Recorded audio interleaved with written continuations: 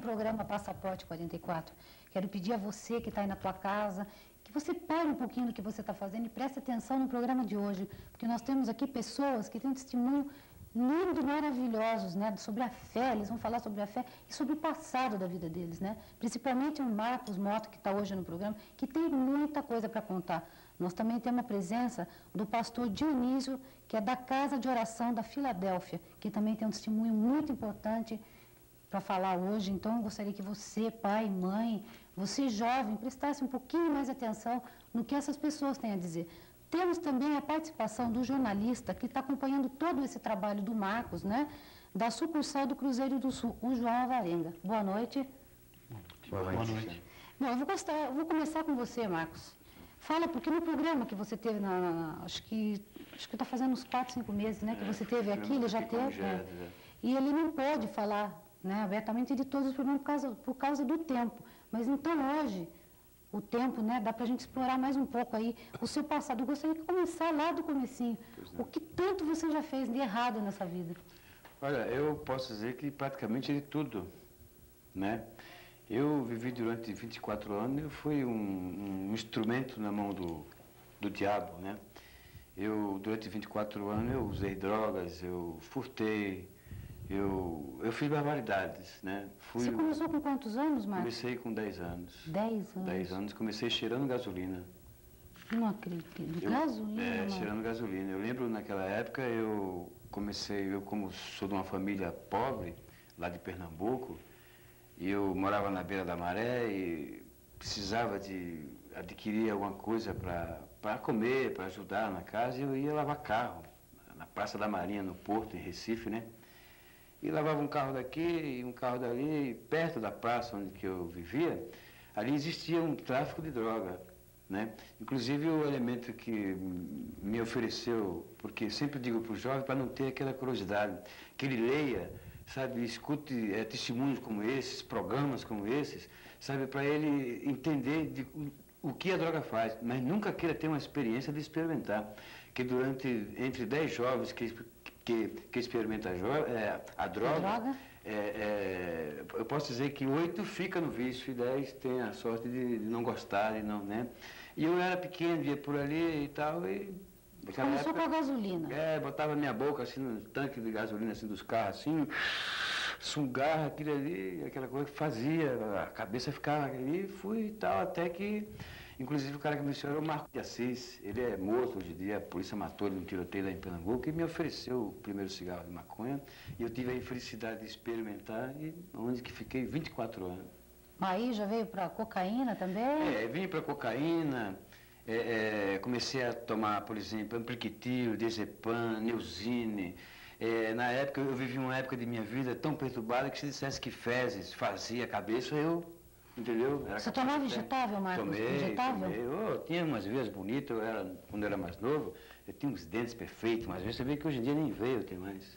Você mesmo que aplicava? Eu aplicava. Naquela época eu comecei a tomar Previum.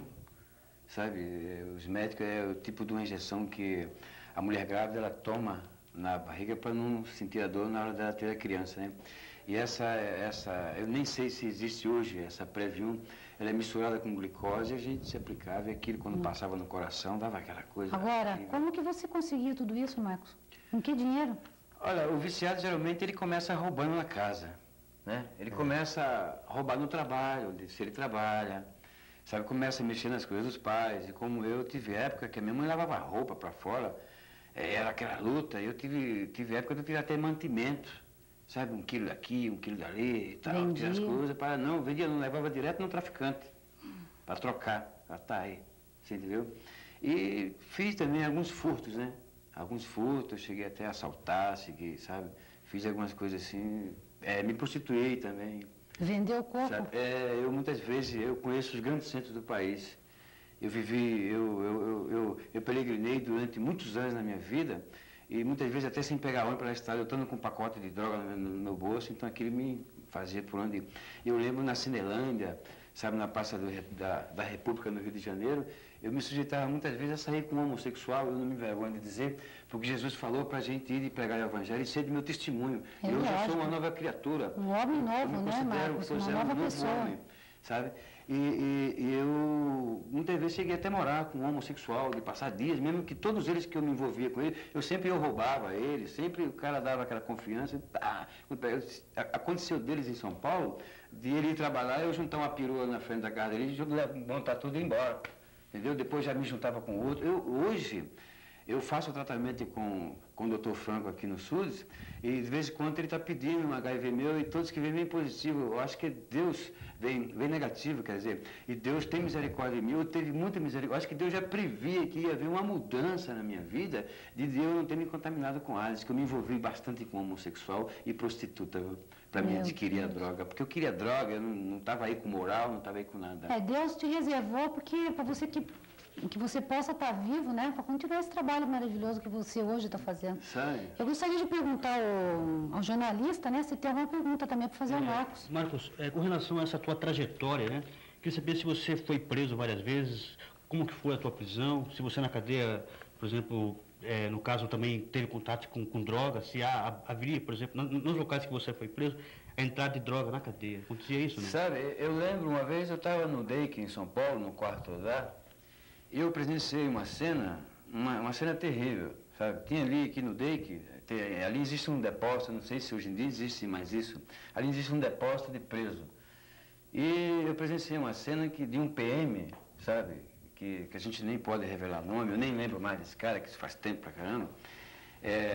Dele entrar, sabe? Tem um preso, ele tem um recurso, mais ou menos, tem uma grana mais ou menos, e dele entrar e olhar para um lado, olhar para o outro, meter a mão no coturno e pá, quer dizer, sabe? E dali a gente fazer consumo, por exemplo, tinha as visitas leva, como tinha a história de uma mulher que ela pegava artane. Lógico que ele vendia isso para vocês. Não, aquilo ali ali era vendido ali dentro, mas como eu fazia parte do mesmo xadrez, então ali era como presença, né? E teve uma história também de uma mulher que ela pegava artane, fazia uma salada de artane, e ele levava aquela salada, ele não era revistado, não era examinado, ali nós tomávamos e nós ficávamos todo mundo doido, até que teve uns plantão, o pessoal foram vendo que de domingo nós ficávamos muito agitados, aquela coisa toda, e o diretor desconfiou que ela entrava na salada, a artane. Ela fazia a artane, misturava ali na salada de fruta, e ali cada qual tomava um pouquinho e ficava todo mundo ali à vontade, né? Entendeu? Quer dizer, hoje em dia a droga, o tráfico de droga é mais seguro dentro da cadeia do que mesmo na rua.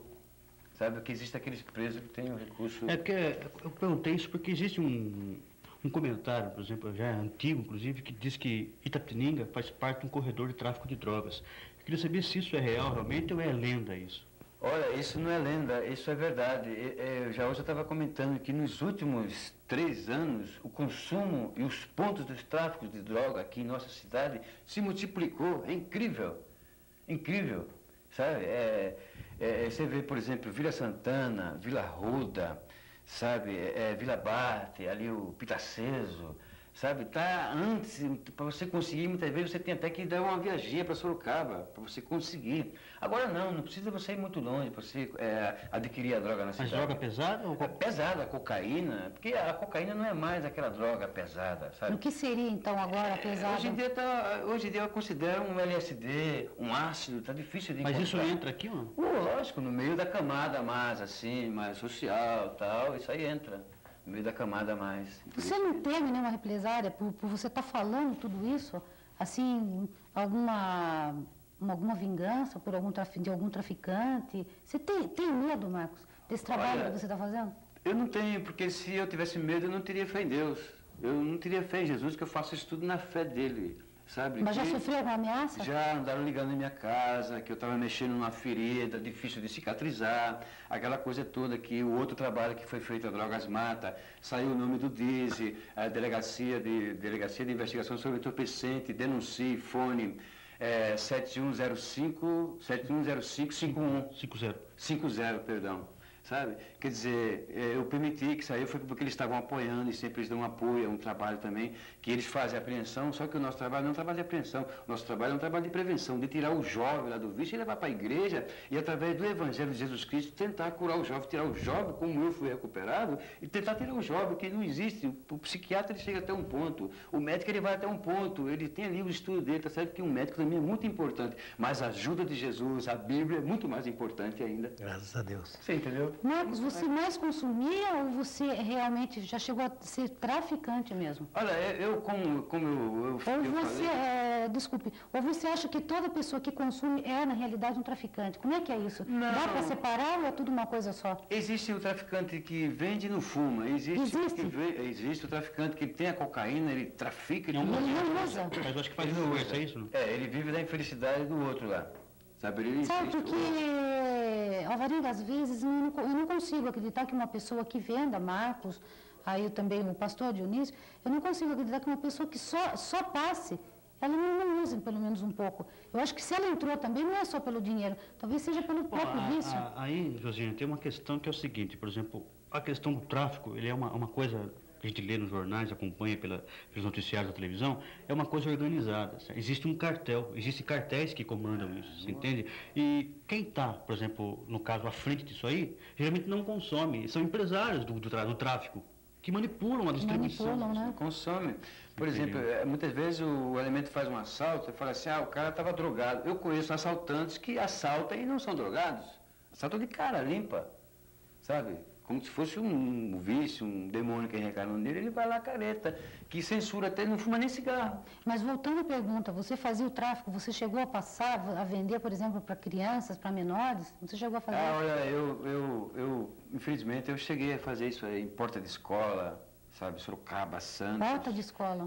Eu fazia. Olha, isso é um alerta, né, importante aos pais, a esses jovens, né, Marcos? É verdade. Que isso está ocorrendo a todo segundo, a todo momento na nossa cidade, em outras cidades, né? Pessoas vendendo drogas aos nossos jovens aí. Porque que meu filho, às vezes, ele vai para a escola e eu falo para ele, Vinícius, não pegue nada de cara estranho na escola, hein, Vinícius? Qualquer cara estranho que se aproximar de você, nenhuma bala você pegue dele. Mas isso é possível também, uma lenda, que existe condições de colocar droga dentro de uma bala, Marcos? Isso é verdade? Olha, é o seguinte, existe um mecanismo que há a possibilidade através de seringa, né? Através de seringa, o cara há a possibilidade de colocar, porque a cocaína, ela é ingerida na veia, não é o pó puro, sabe? Ela vai com água destilada, sabe? Com glicose, aquela coisa toda, o cara sempre com água mesmo. Eu cheguei à ocasião de pegar a água assim do poço assim, e misturar na seringa, e cheguei à ocasião de não ter nem água, de eu furar a minha própria veia, puxar meu próprio sangue para diluir e tomar. Eu já fiz isso em São Luís do Maranhão. Pelo desespero? De querer tomar. Eu queria tomar, porque eu queria andar mais uns quilômetros para frente e nós estávamos num lugar assim, que em cima de uma pedra não tinha água, sabe? Nós estávamos na estrada e não tinha jeito. Eu falei pro cara, então mete aí, puxa o sangue. Aí o cara puxar o sangue, rapidinho, diluir ali e aplicar para dentro de novo. Meu Deus do céu, não acredito. Incrível. Incrível, sério. Agora, eu queria que você falasse um pouquinho, Marcos, com relação ao processo, como que você deixou de tomar droga, por exemplo? Como que foi isso? Olha, não foi fácil, viu? Eu estava já... Porque o viciado, ele tem diversas épocas na vida dele, né? Ele tem a fase da adolescência, que para ele é curtição, para ele é tal, e depois ele vai amadurecendo, ele vai passando dos 20, 25, 30 anos, então ele começa a olhar que ficou muita coisa para trás. Ele começa a ver que ficou muita coisa, ele não estudou, ele não trabalhou, ele não constituiu família, e se tem uma família, a família está tudo bagunçada, aquela coisa toda. Então aquilo ali passa a deprimir, sabe, a te levar mais às drogas. É quando muitas vezes eu senti vontade de me suicidar, de elemento de cigarro, e soprar no meu ouvido, te mata. O meu sogro muitas vezes presenciou, com revólver, aquela coisa toda, eu andava armado, era um cara ruim, entendeu? E o cara pega esse revólver que você está e dá um tiro na tua cabeça. E foi quando eu comecei a beber também, andava meio louco. Faz de tudo daí, né, Marcos? Comecei a fazer de tudo, né? E eu comecei a quebrar as coisas na casa, sabe? A maltratar a minha esposa, a bater nela. Eu deixei ela roxa. Hoje eu não tenho um processo por uma agressão física à minha esposa, porque ela me ama demais. Ela é uma pessoa que sempre lutou por mim, e a minha libertação também eu agradeço a ela. Sabe que a Vera, ela lutou muito, uma mulher como aquela, não existe. Eu acho que uma outra não teria uma estrutura que ela teve de aguentar durante esse tempo todinho, que eu batia, sabe? Eu quebrava as coisas na casa, meus filhos eram tudo revoltados. E uma certa vez eu recebi um convite para ir na igreja, através do presbítero João. Chegou para mim e falou, olha, irmão, eu vejo você aí, ele coladinho, morava ali na rodoviária, vizinho meu ali, ele falou, olha, eu vejo você, eu fico orando por você, eu vejo quando você chega chutando as coisas, você queimando fumo aí em cima, aí, aquela coisa, você não quer ir na igreja assim. Até que um dia eu cheguei em casa, quebrei tudo, sabe? E fugiu, correu os meninos, correu todo mundo, botei todo mundo para correr dentro de casa. E vendi a televisão, saí quebrando as coisas, peguei a televisão de casa, levei pro Carlinho, um motorista de táxi, vendi para ele naquela época, tinha que comprar a televisão por 100 cruzeiros, vendi por 20. Vai lá num tal traficante aí, pegar uma droga, pegar uma coisa, né? E quando outro dia eu amanheci o dia assim, tudo quebrado, sabe?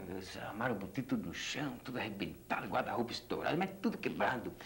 Você lembra? Você lembrava de tudo que você fazia? Eu sentei assim, comecei a chorar, eu falei, meu Deus, mas isso não fui eu que fiz isso, não fui eu, como que eu ia fazer tudo isso? Aí eu comecei a ver que existia uma castra de demônio, porque como eu mexi muito com homossexual, eu mexi com muito pai de santo, com muito candomblé, e todo aquele que fizeram carreiras de trabalho, olha, rapaz, eu via vulto, sabe, era castra de demônio.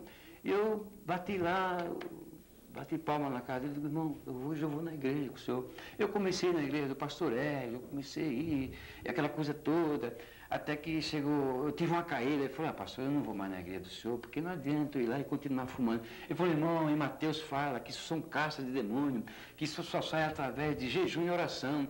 E eu era um cara que eu não conhecia a palavra, eu falava, pastor, mas como que eu faço para me jejuar e orar? Ele falava, não, o irmão tem que entregar a Deus, o irmão acorda de manhã, fica umas horas sem comer, ele me explicou como que eu faria um jejum para sair essa castra. E aquilo foi me ajudando. Depois veio o pastor Dionísio, começou a me auxiliar, ele me dar a mão, e visitar minha casa. Ele já tinha um problema da filha dele, e nós chorava junto, e ele ali, junto com a minha senhora Alete, e nós ficávamos ali naquela luta, até que eu agradeço muito a ele também por não ter me abandonado, porque diz que o verdadeiro pastor não abandona as suas ovelhas. Graças a Deus. Ele foi um homem que muitas vezes eu digo, eu não vou mais na igreja, ele vinha chorando atrás de mim, esse homem que está aqui. Ele vinha chorando, olha, não, irmão Marco, venha e tal, sabe? E foi. Hoje, graças a Deus, já estou indo já em caminho para 2 anos, sabe? Que não usufruo mais da droga e estou nessa luta, sabe? Não importa, se eu morrer aí, me deram uns tiros de mim aí, acontecer alguma coisa de eu morrer, eu acredito que Deus vai levantar outra pessoa, porque a ideia vai ficar aí, para quem quiser fazer o trabalho. As coisas de Deus não morrem, né, Marcos? Porque isso aí não é uma causa sua, nem minha, nem do Alvarenga, nem é da comunidade, sabe? Nós se unir e nós unidos tirar esses jovens aí das vilas, panfletando, olha, a droga mata, tu me conheces, eu fui assim, hoje eu não sou mais, e dar o testemunho, porque Jesus fala para a gente dar o testemunho para aquele jovem que, poxa, o Marcão não usa mais, eu também posso, sabe, não usar mais droga, porque eu considero o Alvarenga, o jovem hoje em dia que vive metido no mundo das drogas, eu considero ele burro, eu fui burro durante 24 anos, viu? Eu devia ter feito bastante coisa. Nós vamos então chamar um pequeno intervalo, voltamos já já, aguardem.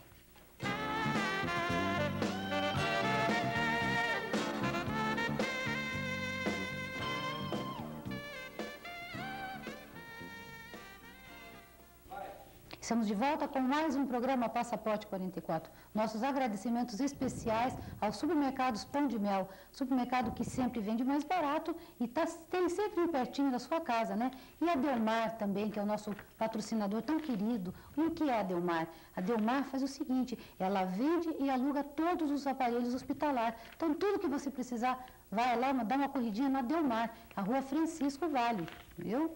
Então, nós vamos voltar de novo aqui com o Marcos, só que nós vamos conversar um pouquinho com o pastor, que tem um depoimento muito triste, por sinal, e por isso que ele está nessa batalha hoje, né, pastor Dionísio? Fala pra gente o que aconteceu de tão triste na vida do senhor. Pois é, Luciano, boa noite, e ao telespectador também, boa noite da SP Sul. A gente agradece por esse espaço tão maravilhoso que você nos concede, né? Nós podemos falar alguma coisa do nosso passado, que é muito importante. Muitos costumam esconder, mas nós não escondemos, que nem o testemunho do Marco, é o evangelista do meu trabalho na Casa de Oração, onde tem sido um testemunho maravilhoso, esse moço tem lutado tanto. E eu, há 17 meses, também perdi uma filha, desse problema de drogas também. Então, dali por diante, eu achei melhor continuar, fazer mais alguma coisa melhor para Deus. E esse apoio veio maravilhosamente pela mão desse moço, que fez a primeira campanha na minha igreja, onde teve boas repercussões, graças a Deus, pessoas ali que estão assistindo, mães que hoje a gente está vendo que está rindo, não está chorando mais. Então eu também achei por melhor enfrentar essa parada, né, e continuar, não só pregando a palavra de Deus, como também abrindo as portas todos os dias para aquelas mães que estão sofrendo problema que eu estou sofrendo até agora. De 17 meses você perdeu a filha do senhor. Eu perdi uma filha. Então isso aí eu achei por melhor, que eu tinha por obrigação fazer algo melhor para Jesus. E esse algo melhor não seria só eu ficar em quatro paredes. E Deus foi tão misericordioso que justamente hoje está aqui um espaço maravilhoso, a gente pode divulgar melhor o nome de Cristo e ver que na realidade não somos contra a medicina de maneira nenhuma, que nem o evangelista Marcos falou. Não somos o médico, somos escolhidos por Deus. Mas eu acho que o final de tudo isso, se a mão de Deus não operar, jamais a mão humana pode operar. Seu Dionísio, eu queria saber que o senhor, do que a filha do senhor morreu? Ela teve problema de drogas e depois contaminou o vírus também.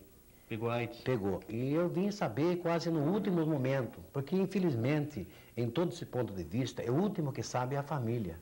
O último que sabe é o pai, a mãe. Mas mesmo, por exemplo, num lar onde tem um pastor que reza... Sim, que mas ora... a minha menina, então, depois que aconteceu isso, ela saiu da minha casa. Ela abandonou. Ela 21 anos? Ela foi embora. Então, 21 anos? Isso, 21 anos. Então, essa menina, ela ficava com mais até um ano fora. E eu lutava em comunicações para ver se achava e tudo que é lado, não conseguia achar. E lá, de vez em quando, ela aparecia. E ela apareceu nos últimos momentos de vida, coisa de 6 meses somente para morrer.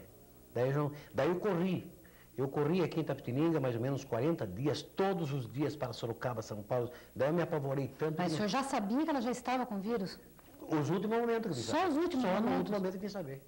Eu não sei se algum da família sabia, me procuraram me esconder, sei lá, mas eu sei que eu fui o último a saber. Então daí eu comecei a correr, por tudo que hospital, pedindo socorro para um, para outro, mas não tive mais solução. Pastor, Então, ela faleceu na casa ou no hospital? Na casa, porque o próprio hospital me aconselhava, falava, não adianta o senhor trazer aqui, porque aqui não vai ter recurso. Então eu trouxe, eu vi a minha filha morrendo aos poucos, sabe? Aos poucos, 39 dias, e eu ao lado dela, os 39 dias, eu vi, então, cada dia diminuindo o seu fôlego, diminuindo a sua vida. E eu via que era por intermédio dessa desgraça de droga. Então isso me chocou muito dessa maneira, que se eu continuo o ministério, é somente pela força de Deus. Senão, hoje, eu poderia ser um homem automaticamente derrotado nessa parte. Mas, graças a Deus, que eu tive Jesus na minha vida em 1966. Em 74, comecei a pegar alguns trabalhos evangélicos. E acredito no versículo maravilhoso que Jesus fala em São Mateus, no capítulo 11, versículo 28. Ele diz assim, vinde a mim todos vós que estáis cansados e oprimidos, que eu vos aliviarei. Então, esse versículo, de maneira nenhuma, ele volta negativa na vida do homem. Ele tem um objetivo muito especial. Então, quando o homem se joga nos braços de Cristo, né, como Marcos se jogou, não é desfazendo da medicina, absolutamente, eu também preciso do médico, eu ocupo o médico também. Mas esse aí é um ponto final, porque quando nós estamos, de uma certa maneira, que a parede à esquerda, a parede à direita, abismo na frente, abismo para trás, é só mesmo a mão de Deus. Senão, pelo contrário, não adianta o homem apelar, porque o ser humano não consegue nada. Alguma dessas vezes a filha do senhor chegou a se arrepender dessa vida que ela levava? Olha, eu consegui, graças a Deus, nos últimos momentos da minha vida, da vida da minha filha, a entregar ela para Jesus. É isso o conforto que ainda eu tenho. Eu consegui falar para minha filha, você aceita Jesus como seu Salvador? Ela falou, aceito, meu pai. Então eu acredito que minha filha morreu com Cristo. Entendeu? Isso é a minha alegria, porque eu conheço a palavra de Deus e sei que todo aquele que lança a sua vida a Jesus, Jesus falou, de maneira nenhuma eu lançarei fora todos aqueles que vierem após mim. Então a minha filha, no último momento de vida, de fôlego, ela foi a Jesus, partiu para o Senhor, mas ela partiu sabendo que ela ia morrer. O último dia ainda ela falou, papai, não adianta mais nada, porque eu estou partindo. Ela falou, então, estava consciente mesmo, né? Sabia. E a esposa do senhor, pastor, como é que está? Sofreu bastante. É lógico que sofreu bastante, sem dúvida nenhuma. Não é só minha esposa, como a minha família toda, lógico, sofreu, né, essa queda. Então... Muito. Não, espiritualmente não. Espiritualmente, pelo contrário, me reforçou mais. Por que eu estou aqui hoje? Eu esquecia de droga. Interessante que na minha igreja eu não pregava sobre droga. Eu pregava mais libertação de bebida alcoólica, doenças, problemas de enfermidade e outras coisas. Mas disso aí quase eu não me preocupava tanto. Infelizmente que hoje Deus me cobra isso aí. Então estamos lá com a igreja aberta, né, meu trabalho, esse moço que é um testemunho. Em algum momento, pastor, o senhor chegou a pensar que isso era por uma aprovação de Deus? Acredito sim, porque nós somos provados. Não mas que venha de Deus mesmo essa aprovação. Não que a mão de Deus pese, a mão de Deus não pesa em ninguém. Exatamente. A mão de Deus é o seguinte, eu quero explicar para você que Deus não vira o rosto a ninguém. É o homem que vira o rosto a Deus, entendeu? Então, quando nós chegamos a Deus, que nem eu falei esse versículo de 28 de Mateus, 11, 28, nós lançamos a nossa vida a Deus, Ele não nos desampara. Agora, se nós, por exemplo, desligamos-se de Deus, nós somos desligados também das bênçãos dEle. Mas desde que o homem esteja ligado a Deus, uma certa vez ele falou para Pedro, Pedro, aquele que eu ligar aqui na terra, eu ligo no céu. Mas aquele que eu desligar no céu, eu também desligo na terra. Então é bíblico, então nós vamos pela palavra de Deus, então Deus nos acolhe e nos dá força nessa parte. Aleluia. Não que seja...